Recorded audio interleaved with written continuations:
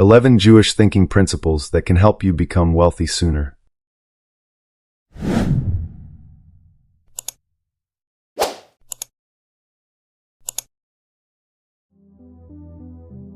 Among the wealthiest entrepreneurs in the world, nearly half are Jewish. Iconic names like Rockefeller, the oil tycoon Morgan, the financial mogul Ford, the automotive legend and Buffett, the renowned investor, are all of Jewish heritage. Widely regarded as one of the most intelligent peoples in the world, the Jewish community abides by a key rule in making money: using intellect as the foundation of thought. Their accumulated financial wisdom is recorded in the ancient texts of the Talmud and passed down through generations. Below are 11 principles of wealthy thinking inspired by Jewish wisdom. By studying and applying these, you can begin to build your own capacity to attract wealth. Once you truly grasp these principles, wealth will naturally gravitate toward you. 1. The wheat seed mentality. The Talmud says, "You may lend wheat seeds to be used for planting, but you must not eat those meant for sowing." In other words, seeds must be planted to yield future harvests. If you grind them into flour for food, you're simply consuming them, creating no additional value. This means, if you waste your capital, you will remain poor. Only by learning how to make your money generate more money can you truly become rich. Rockefeller believed deeply in this principle. After graduating high school, he borrowed $1,000 from his father to start a capital accumulation business with a friend. In 1860, he saw potential in the oil industry, but prices were too high. After researching the market, he patiently waited. 3 years later, when crude oil prices dropped to 10 cents, he recognized his moment. He sold his company, purchased oil refining equipment, and quickly made a fortune. Even after becoming a millionaire, he did not spend his profits lavishly. Instead, he reinvested in newer refining technologies, expanded operations, and eventually monopolized the oil industry in the U.S. The seeds he planted over the years finally yielded an abundant harvest. Buffett also has 2 cherished sayings. Rule number 1, always protect your capital. Rule number 2, never forget rule number 1. For ordinary people, time and opportunity to earn are limited. By making capital preservation your top priority, you can accumulate wealth and create ongoing returns. There are no shortcuts to wealth, but if you can sustain steady capital growth, you are certainly on the right path. 2. The smile mentality. Psychologists believe that a teenager's tendency to smile can predict their earning potential as an adult. Studies have shown that teens who smile frequently earn, on average, 10% more by the age of 29, while those who smile less earn 30% less than the average. This suggests that those with a positive mindset and the ability to smile are more likely to generate wealth. The Jewish people view this mindset as fundamental. The Talmud states, "A smile brings infinite wealth." Take, for example, sales legend William Weir, who earned millions selling life insurance, all thanks to a smile his customers couldn't resist. What made him successful was this disarming, trustworthy expression. But that smile wasn't natural, it was trained. After being rejected many times, he didn't give up. He went home and practiced smiling relentlessly. To improve, he covered his home with photos of stars with radiant smiles and placed a large mirror where he could monitor and refine his expression. Eventually, he mastered what he called his $1,000,000 smile. He once said, "A smile isn't just an expression, it's a way of thinking." Those who embrace this mindset find it easier to connect with customers and achieve success. Conrad Hilton once said, "A smile is the simplest, most economical, and most reliable service. More importantly, it is the cheapest investment with the highest return." In this world, all business relationships are value exchanges between people. Those with a smiling mindset can amplify their advantages and earn the goodwill of others. When you smile often, people are more willing to pay for the value you offer. Smile more and treat it as a strength in your journey to wealth. Then, the day you become rich will no longer be far away.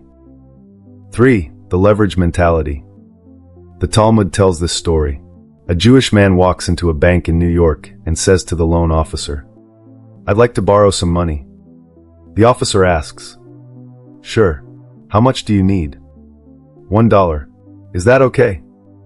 Slightly surprised, the officer replies, "Of course. As long as you have collateral, you can even borrow more if you wish." The The Jewish man takes a stack of stock certificates worth $500,000 out of his bag and places them on the desk. "Is this sufficient collateral?" The officer responds, "Absolutely. You'll just need to pay 6 cents in interest in a year and return the principal. We'll give your stocks back after that." He stores the stocks and gives the man $1. The man takes the money, thanks him, and heads out. Just as he's about to exit, the branch manager, who had been observing the entire interaction, runs over and asks, "Excuse me, sir, I don't understand. You have $500,000, but you're borrowing just $1? We'd gladly lend you more." The Jewish man smiles and replies, "Don't worry about me. Before coming here, I checked with several other banks, and their safety deposit box rental fees were quite high. So, I chose to store my $500,000 worth of stock here, for just 6 cents a year. What a bargain." Sometimes, the true power of leverage thinking lies in shifting from a rental mindset to a borrowing mindset. In doing so, the Jewish man protected the safety of his capital. As Bill Gates once said, "Think bigger. Anything can make money. If your thinking is constrained, you'll miss out on alternative opportunities. A lack of mental flexibility only puts you at a disadvantage." Anywhere in the world, a treasure map may be hidden. When one path is blocked, try changing your mindset, because the road to wealth may suddenly reveal itself the moment your mind awakens. Before we dive deeper, don't forget to follow the channel to uncover more truths about money and accelerate your journey toward financial freedom. The path to prosperity greets you warmly. Now let's move on to the fourth mindset, the game mentality. The Jewish people once wrote in the Talmud, "Money is neither sacred nor some unreachable ideal." In their view, money is like clothing, just a practical tool. Many Jewish tycoons possess fortunes worth millions of dollars, yet they are never psychologically burdened by the size of their wealth. They describe their mindset like this: when you're making money, you're entering a game, and you are a player. You must continuously compete and strategize against others. Once you outperform all other players, the final victory will be yours. The financier J.P. Morgan also agreed with this perspective. When discussing investments, he often said, "When playing cards, observe every player carefully. You'll spot the one who lacks wisdom. If you can't tell who it is, then it's probably you." As a millionaire, Morgan enjoyed making money, but never lived for money. While others spent on luxury cars and lavish villas, he focused entirely on analyzing the daily movements of the stock market. One of his colleagues once asked, "You already have so much money. Why keep working to earn more?" Morgan replied, "Money itself isn't important to me. The real joy lies in the process of earning and constantly facing new challenges." Seeing money as something ordinary and treating the act of earning it as a game, this is the hallmark wisdom of Jewish entrepreneurs. Never regard money as overly important. Money is merely a tool for enjoyment. View the process of earning as a game. Through it, you'll overcome challenges and solve problems in front of you. When you become fully immersed in the process and let go of the fear of winning or losing, abandoning vain ambitions, then when you finally win the game, money will simply be a bonus prize for your efforts. The fifth mindset, the cotton mindset. If someone has no cash or savings, how can you still extract value from them? There's a story in the Talmud about the founder of Lehman Brothers, a financial firm that once generated millions in revenue. In 1844, a Jewish man named Henry Lehman immigrated to America and opened a small grocery store with his 2 brothers. However, local farmers had very low incomes, surviving only on the meager profits from cotton farming. As a result, purchasing power was weak, and the Lehman's goods were hard to sell. Henry thought deeply and turned his attention to the farmers' cotton harvests. He believed that business should be about mutual gain, not just focusing on making money, but also solving the farmers' problems. So he encouraged farmers to exchange their cotton for essential goods. This allowed customers with no cash to still make purchases and increased the store's sales. At the same time, it saved farmers the trouble of traveling far to sell their cotton, while giving them easy access to necessities. Thanks to this method, Lehman's business grew steadily, and before long, the brothers became well-known merchants in the region.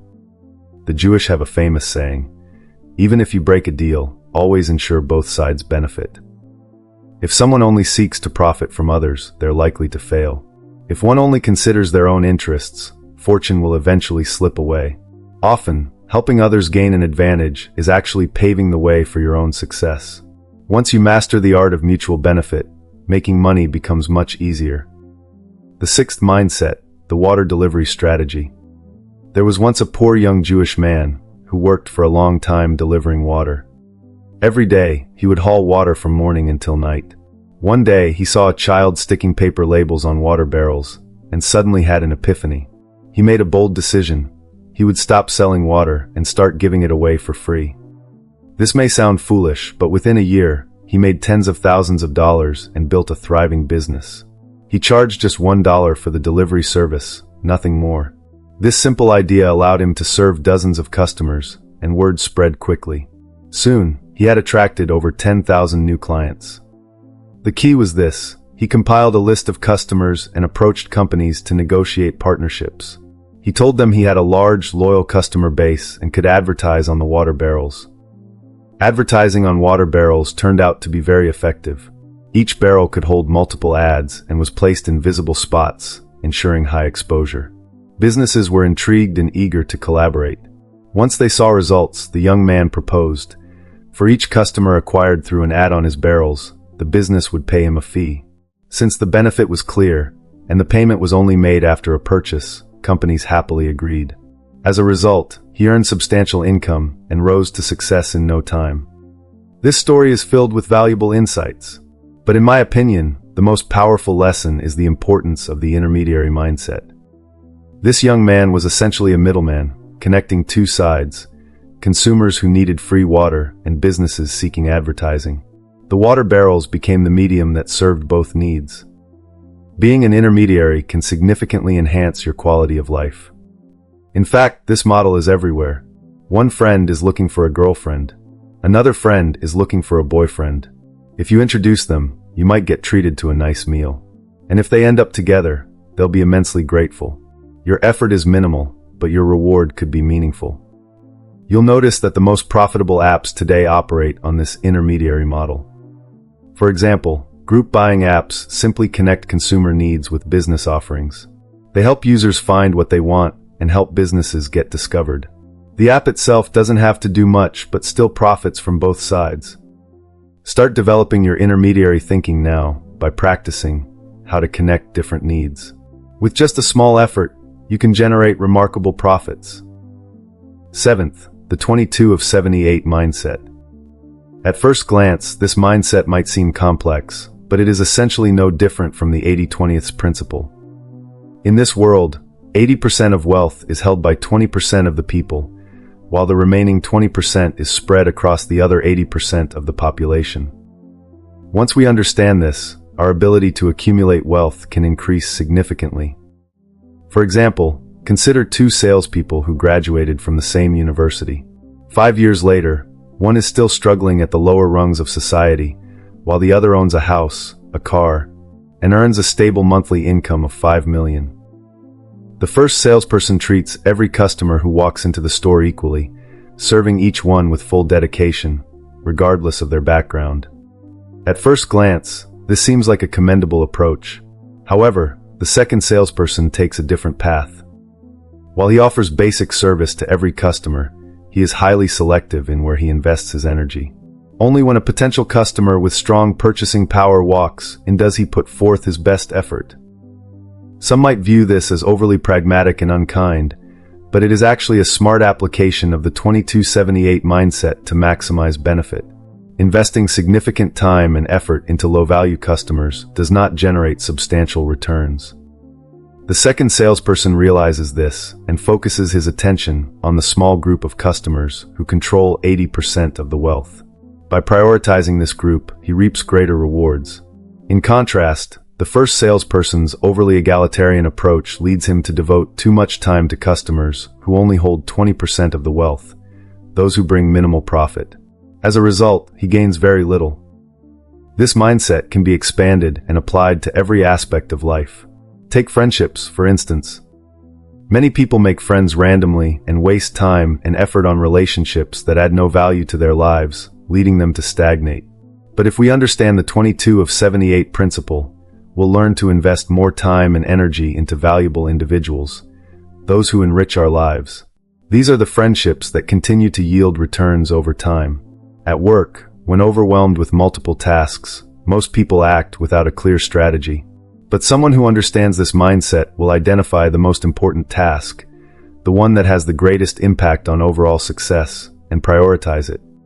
The 2278 mindset essentially encourages us to focus all our resources on the most important matters. Identifying what's important is often straightforward. Anything that can significantly affect the outcome is what matters most. Your personal value determines your network, and this is critically important. Many people don't understand the nature of relationship building.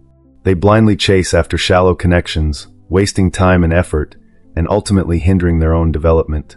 They believe that by interacting with more people, they'll automatically gain more relationships, and that these relationships will bring life-changing opportunities. But in truth, the foundation of every relationship is value. The more value you offer, the more relationships you'll have, and the stronger they'll be. Human instinct is driven by self-interest. If you bring no value, yet someone still maintains a relationship with you, they're going against their natural instincts. Look at it from another perspective. If someone offers you nothing but constantly bothers you, would you want to be friends with them? Certainly not. But if someone understands you, knows when you're down, and is aware of what matters to you, you'll naturally want to stay close to them. That's because they bring you both emotional and practical value. Therefore, if we want to build strong relationships that help us succeed, we should stop wasting time.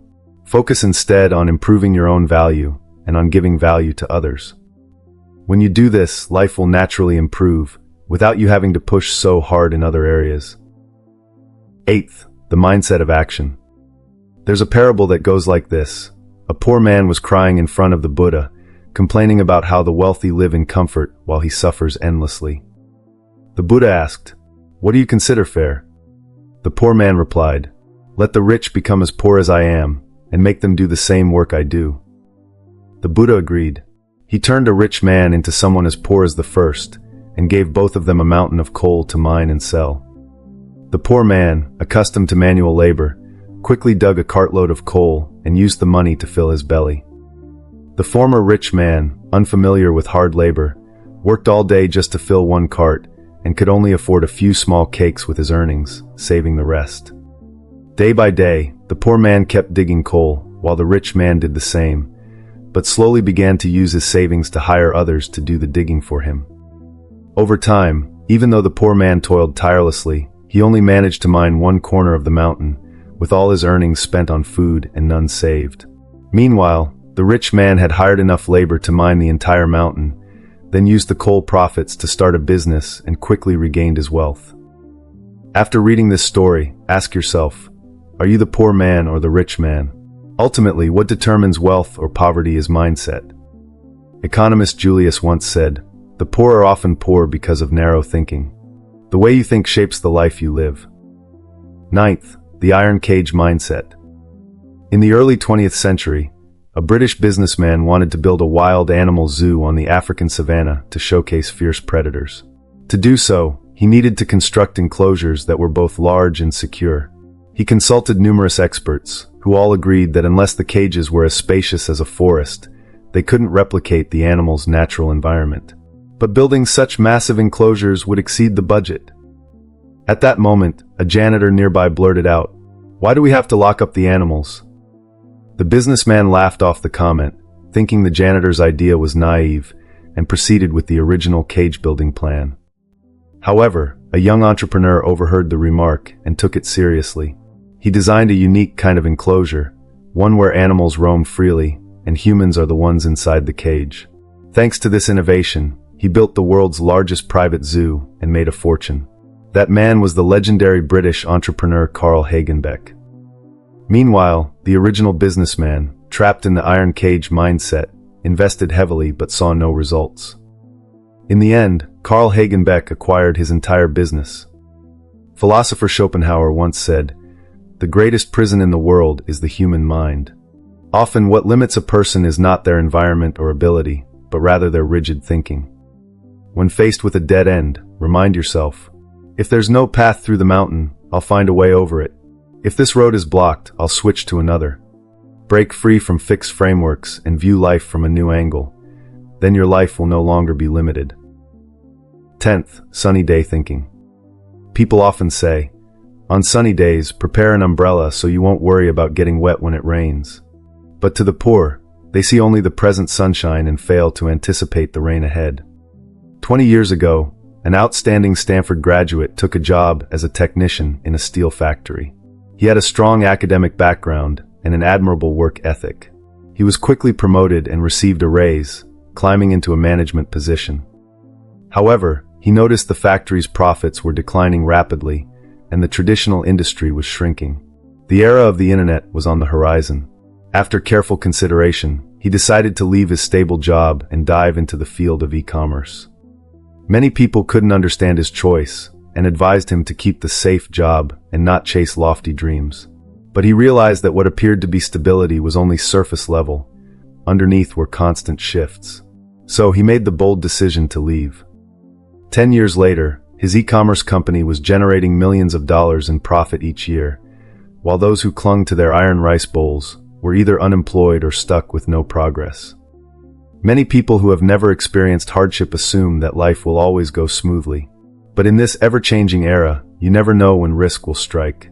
Even highly skilled cashiers can be replaced by automated checkout systems.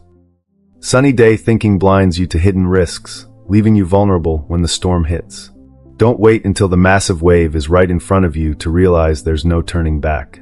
Stay alert, keep growing, keep improving, and remain open to all possibilities.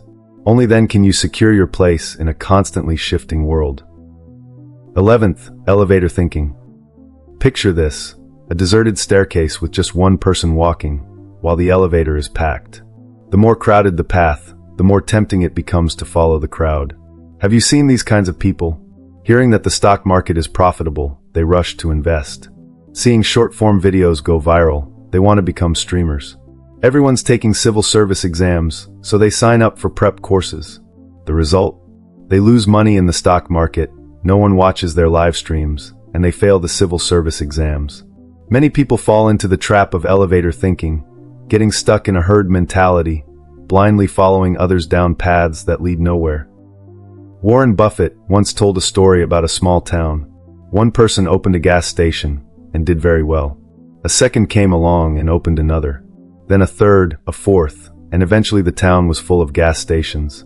Business plummeted, and the latecomers all suffered losses. Author Robert Kiyosaki wrote in Rich Dad, Poor Dad, "The hardest part of building wealth is staying true to your path without blindly following the crowd." Those who stand out are often the ones who can think independently. They don't act on trends, aren't swept up by emotion, can distinguish right from wrong, and always think carefully before they act. That's how they gain control of their lives. Sometimes looking up to see the road ahead is more important than keeping your head down and working hard. If you find the right direction, persevere, and dig deep, your success will gradually accumulate and make you shine. Barbara Ehrenreich once interviewed 6 of the poorest people and found they shared similar life experiences. After getting a job, they chose to live far out in the suburbs to save money, which meant long daily commutes. This ate into the time they could have used for self-improvement. Eventually, they became work machines, with no energy left for anything else. Ehrenreich wrote in her book, "There's a massive gap in poor people's thinking. They place too much importance on money. Wealth flows only to those aligned with it. People with limited thinking tend not to invest in their long-term personal growth, and so they remain stuck in cycles of poverty. In contrast, those with a wealthy mindset never skimp on self-investment. That's why they achieve greater things. Though everyone may start from the same starting line, those trapped in a cheap mindset will gradually fall behind because they refuse to spend money on growth." There's a quote I've always agreed with. Every dollar you earn is the result of a shift in perception. Every dollar you lose stems from a lack of awareness. The world is constantly changing. New technologies and business models are always emerging. Every profession faces revolutionary transformation. Trying to save small amounts here and there can't compare to consistently investing in yourself. Putting money into meaningful endeavors yields long-term returns. Everything you invest in yourself today will pay dividends tomorrow. In the Awareness Journey Diary, there's a quote, "The height of your life's achievements depends on the strength of your thinking." Thought shapes your path. If your thinking isn't elevated, your steps won't go far. Always remember, what's scarier than poverty is being stuck in the cycle of poor thinking. By continuously sharpening your awareness and gaining insights early on, you will eventually break through your own limitations and discover a much broader world. As one saying goes, wealth is the materialization of thought. People with limited mindsets live only in the present and easily miss opportunities to become wealthy. When you break through the walls in your thinking and see beyond your blind spots, opportunities for wealth will naturally appear. As the Talmud says, thinking allows you to see things and benefits that others cannot. If you're feeling trapped in poverty and can't find a way out, try changing your way of thinking. Learn to think like the wealthy. When you shift your mental model and overcome the limits of your awareness, wealth will naturally come to you.